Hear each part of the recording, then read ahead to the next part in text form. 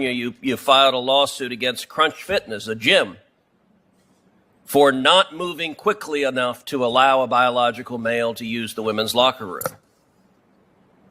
When you were a lawyer for the state of New York, you filed briefs against the state of Texas, against the state of North Carolina, again, advocating for biological males to use girls' and women's restrooms. And, you know, the thing I find troubling about these arguments is it seems the women and girls never have any rights. That the girls that would like to shower next to someone who is not a biological male, who would like some privacy, their rights never seem to matter. And your pattern, it's not a single case. It is across 3 jurisdictions over and over again.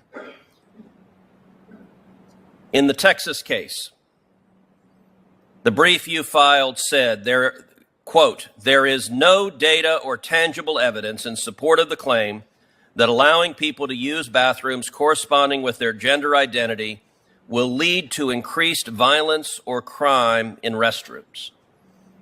Do you stand by that statement? Thank you for the question, Senator Cruz. Again, as an advocate, you advocate for the positions of your client. I haven't been an advocate for 3 years. I've been a judge. And when 3 years is not very long. And my question is simple. Do you stand by that statement?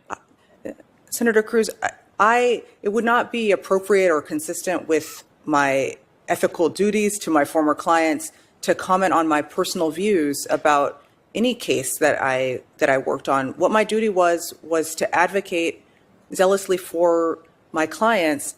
I have set aside the advocacy role, and I now occupy a judicial role where what you're Judge, your brief also contended, quote, "In states where anti-discrimination protections are already the law, the predicted safety harm has never materialized." You made a bold, aggressive, factual statement, by the way. In North Carolina, you said safety concerns were, quote, "unfounded." You were an aggressive advocate, an activist advocate. And I believe the statements that you represented to the court, and those are statements that you're making as an officer of the court. I believe they were false, and they are extreme. You testified to this committee that you were not aware of what happened in Loudoun County until this morning. I find that remarkable for someone who has spent years as one of the leading activists for allowing transgender biological men to use girls' restrooms and women's restrooms. In Loudoun County, Scott Smith, who's the parent of a 14-year-old girl, alleged the Loudoun County School Board covered up the sexual assault by a gender-fluid individual against his 9th grade daughter who entered the girls' bathroom in a skirt.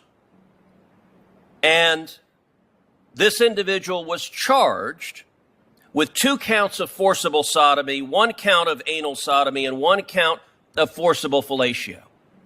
The school district covered it up. They released this sexual predator, and the predator committed sexual assault again, twice. Why did you represent to the court that concerns about violent sexual predators committing violent crimes against young girls are unfounded and speculative? Why did you represent that to the court? Thank you for the question.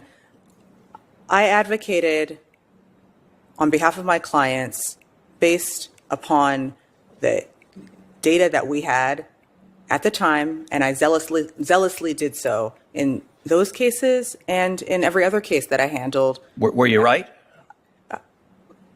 Senator Cruz, it would not be appropriate for me to comment on the merits of any personal views regarding litigation that I handled on behalf of my clients.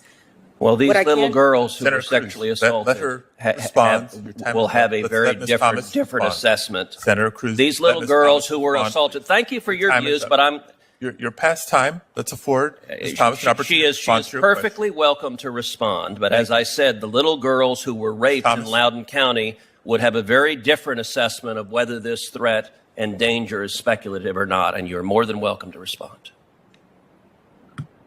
Thank you. I will just conclude by saying again that I understand the difference between being an advocate and being a judge. I am a judge now, and what I'm guided by is the record before me and the law, and that is what I do now, and it's what I'll continue to do if confirmed.